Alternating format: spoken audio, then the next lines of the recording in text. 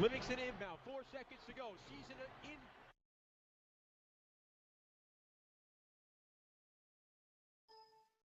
Livingston inbound, 4 seconds to go. Season in the balance. They get it to Joe Johnson against LeBron. Turning right, foul line, fumbled it, never gets a shot off. Ball knocked loose by LeBron James, and Miami wins it, and they advance to the Eastern Conference Finals. The Nets completely unraveled down the stretch of the fourth quarter, and Brooklyn's season is over.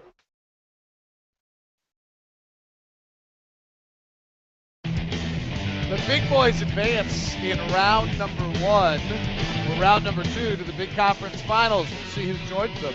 Real names and real dollars being discussed on the coaching front of things. We'll talk about all those things today on Tip-Off. How are you? Short edition. There'll be no film session since I'm a little behind. I have to get the kids today. My daughter has a big presentation she has to give today. So big day in the little Locke house. So let's just dive right in. I'm David Locke, radio voice of the Utah Jazz, Jazz NBA insider. Thanks very much for tuning in whenever and wherever you might tune in this podcast world. Very kind of you. Big news yesterday, stunner, late afternoon, is Steve Kerr takes the Warriors job. It does probably have a trickle-down effect for impacting the Jazz. It means that there's a few more coaches available. And what I mean by that is I think if Kerr had gone to New York, Lionel Hollins and those kind of people are suddenly floating around Golden State, and I think Golden State really would have been scrambling on what they were trying to do and who they were trying to get. This is who Golden State and Stan Van Gundy, who they seem to have decided that they were going to notch down this process. What's interesting is we're 2 coaches in. Stan Van Gundy signs a $7 million deal to be the president and head coach, which is actually a model that has not worked. Then the next angle is Steve Kerr, who's never coached before, signs a $5 million deal. Here's what's interesting. The Millers have always been willing to pay. I mean, no greater example than going into luxury tax. There's never been a circumstance, I think, where as a fan of the Utah Jazz, you sat there and said to yourself, wow, our team's unwilling to pay to play. And what has to happen for us to be successful? We went into luxury tax. We had to. We actually overpaid some players we probably shouldn't have due to Larry's loyalty and dedication to those players. But the Miller family has never shortened the strings when championships involved. With that said, and I haven't talked to anybody in the Miller family. I mean, if I'm the Miller family and I'm looking around at $7 and $5 million, I'm not going there. Most telling comment or thought that I had about this is anything the Warriors do impacts us because we have their unprotected first-round draft pick in 2017. And so I thought to myself, well, how does hiring Kerr impact that draft pick? And I wasn't really sure and thought to myself, it really comes down to whether Steph Curry's ankle is healthy and how Bogut ages more so than how Kerr coaches.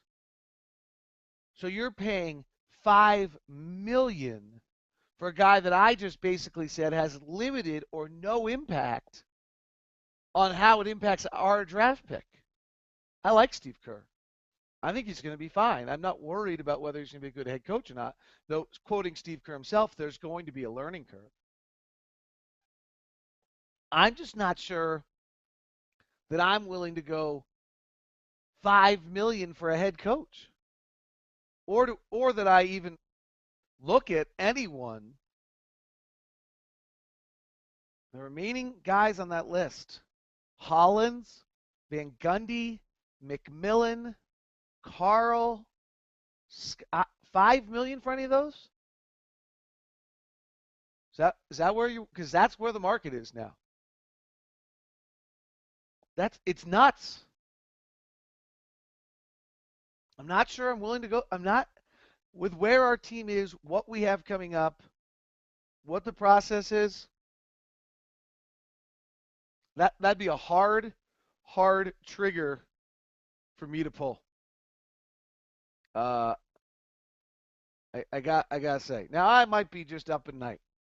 Again, the Millers at no point in time have ever had any difficulty or any reluctancy to pay what the game is, and maybe that's what the game is right now. Is to do exactly that. It's craziness, but it might be what it is. Uh, NBA Draft Combine starts today. I have more stuff there. I want to remind you I have a draft list, Locked On Sports /NBA Draft. So it has everybody who generally talks draft on it. You'll get all sorts of insights if you want to follow that Twitter list today, Locked On Sports /NBA Draft. Now, on the coaching front, we have a real name. Adrian Wojnarowski reported that Adrian Griffin, someone I think we've generally referenced from the first day of this process, I believe we introduced him in a podcast earlier, is going to be interviewed by the Utah Jazz. Griffin, former player in the NBA, 6'5", was a defensive journeyman, probably had his best days of his career while he was in Dallas, of all places. I don't know why it's of all places, but he played his backup run, if you don't recall, was he's from Wichita, Kansas. He played at Seton Hall, where he was a pretty good player. I think he was about a 15-point a game scorer, and then played in the NBA from 96 from 99 to 2008. 96 to 99, he played in the minor leagues. He played USBL, he played UCBA, he played in Italy, and then finally got picked up for Boston for a few years, Dallas for a few years, Houston in 2003, 2004, but very briefly. So if you want the Dennis Lindsey tie, the game everybody's tried to play is who can I find that's connected to Dennis Lindsey. His tie is very brief. He played 19 games in 03-04 in Houston. Is the only time that he and Dennis have been together. Otherwise, he has been an assistant coach for the Milwaukee Bucks under Scott Skiles, who's a defensive coach from 2008, 8, 9, and 9, 10. And then when Skiles was let go in Milwaukee, or maybe even prior to that, he moved to Chicago, where he's worked with the great defensive coach Tom Thibodeau. So this is somebody on the path of former player to NBA assistant to head coach. It is a path that has worked. It seems, it's the correct preparation. It's a basketball guy. So keep an eye on him. I think 8 or 9 of my 42 successful coaches followed that path, and he's a legitimate candidate. Now, I noticed some reaction on Twitter from some people that were like, "That doesn't excite me." Well, you got to understand, what's the interview process? The interview process is, let's go find some guys who are out there, sit down with them, figure out whether they have characteristics that would make them a successful head coach, and that be, the idea that the guy you're interviewing prior to interviewing you should excite you is a little problematic, actually.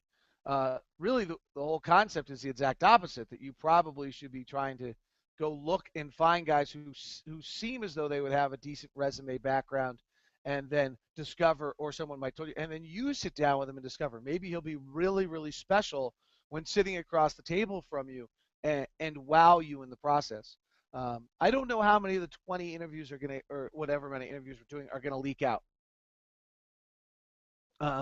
This was unusual that it leaked out. I'm a little surprised, but he is also being discussed in the Cleveland job. Here's an interesting. So Cleveland supposedly is being talked about is they want a former player of some sort, though Alvin Gentry is being mentioned as well. Minnesota, with Flip Saunders' background, who came as a minor league head coach, that's looking for a minor league head coach. No one's quite sure what the Knicks are going to do, and I'll say it again. I said it yesterday. Wouldn't be surprised if there isn't some discussion about a possible buyout with Denver. I wouldn't be surprised if they don't try to see if they can go get Brian Shaw in some capacity. Mike Brown says he'll sit out for a year, and the Lakers search is quite quiet right now. But I do think we'll compete. People have asked, well, who are we competing with? The way this is playing out, I'm thinking we're going to end up competing with Minnesota for the next head coach. and that Minnesota and possibly a little bit of Cleveland are going to accelerate our search a little bit. That Dennis is going to have to get rolling to talk to some people and make sure there's not someone out there who's really, really special in his mind that sneaks away to Cleveland or Minnesota. But we're right on schedule. I told you that I expected that we'd start seeing interviews, and in fact, that is exactly what's happening. And I think Dennis planned it this way. And, Portland goes out last night. Portland's got 3 legitimate coaching candidates on that staff. They've got Vanderpool, they've got Nate Tibbetts, and they have Dale Osborne, who are 3 legitimate candidates for a head coaching job in the NBA. Jim Boylan is still alive and playing for San Antonio as a legitimate head coaching candidate. There's a chance that Rex Kalaman is a legitimate assistant coach possibility who's with the Thunder. The Clippers have Tyrone Lue, they also have Howard Isley, who's been on the back of that bench. So, keeping an eye on those guys a little bit. The Warriors situation is interesting, by the way. Just, whether there's anything wrong that took place or not. I think with the Donald Sterling atmosphere we're in right now, this is going to heat up. And you can decide whether you think it's legit. 2 things that are going to heat up. Mark Jackson gets let go because he does not get along off the court. And Joe Lacob, the owner, says about Steve Kerr, I knew him through friends and through golf, quite frankly. I've been on golf trips with Steve before, so I know him socially for many years. He's best friends with one of my best friends and some other people. I've known him. Probably nothing wrong with anything that took place here, but the minority community and those people who are often looking for who are passion and time in life positively is to look out for inappropriate hiring practices. There's like every catchphrase you could ever imagine's in here, right? I mean, the problem that so many business deals in this world can happen on golf courses which aren't accessible by everyone, female or race. The fact that the inner circles of the world just hire the inner circles of the world and don't interview other coaches. The fact that really the only coaches that seem to be interviewed in this process may have been Stan Van Gundy and Steve Kerr, with maybe a possible Lionel Hollins interview. In the NFL, under the Rooney Rule, that's not okay. So I think that could hit a little burning fire at some point in time. Keep an eye on that situation. LaMarcus Aldridge was some interesting quote. LaMarcus Aldridge was an interesting quote last night. They made 5 or 6 passes on every possession. It makes your defense tired, makes guys make mistakes. It's very true. It's what the Spurs do. They wear you out and make you play. For a team like Portland, who just hadn't been there before, that's definitely something you could see. No surprise there, but a huge deal now that San Antonio gets to sit and rest. While I would assume that the Clippers in Oklahoma City end up going to 7. Maybe not, but I would assume that they get awfully close to it. A few other NBA draft notes. The NBA draft combine's taking place. I finished my Wiggins video. My computer reset last night. I did save it before I went to bed, so I'm hoping it's going to be back up there. I'm a little nervous right now and didn't want to check beforehand because I thought I might cry. It's only been like 6 days, 8 days worth of work. So I should hopefully have that up later today. I think he's going to be terrific. He's so much more improved by the end of the year than he was at the beginning of the year. His shot has not gone in, but I can't find anything wrong with his shot. So I think he'll only get better as a shooter. He sways a little bit, but not a lot. His athleticism is elite, and I do actually think he understands how to play the game. The only thing I said last night, I tweeted out, is I love both Jamari Parker and Andrew Wiggins, and I would draft them 1-2, but I can see a scenario where Marcus Smart and Aaron Gordon are better. If Aaron Gordon can figure out how to shoot, that's a big if, okay? It's a really big if, but he's 18 years old. His body, athleticism, positioning, and if he's really 6'9", like you mentioned at the Nike Hoop Summit, he's a special player. I mean, really, really special. And Marcus Smart is an elite size point guard who can change games with his physical size and somewhat athleticism that can't be combated. And again, he's a terrible shooter. He's even a worse shooter than Russell Westbrook was at UCLA. But he's of that Russell Westbrook ilk, and he's just got a chip on his shoulder. Not because he went after a fan, because you watch him play. My favorite play of the entire time I've watched so far is Kansas-Oklahoma State. Kansas goes and throws this gorgeous alley-oop to Wiggins. Everyone's going crazy, and Marcus Smart just goes length of the court, bowls over two guys, lays it up and in, draws a foul, and gets a three-point play. Those are the kind of – that's a champion play right there. I'm not bothered by the fact this guy just dunked on me, and I went the other way. Those are the kind of plays that are special. By the way, Alex Kennedy reported – or no, the Akron Beacon Journal reported that NBA team with a coaching vacancy has contacted UConn's Kevin Ollie. It's unclear which team it was, but one source said it wasn't the Lakers. So that's either the Cavs or the Jazz or the Knicks or the Timberwolves, or it could have been the Warriors at that time. It could have been the Jazz. That storyline could fit the Jazz a little bit, that they wouldn't, we've been contacted. The agent wants to get that out, and that Dennis Lindsay at the same time has promised them to secrecy. So let's take a look at Kevin Ollie. He's the head coach of UConn right now. He won the national championship last year. But he has an extensive, he's 41 years old. He grew up in Dallas, Texas. He has an extensive NBA career. I mean, just an incredible NBA career.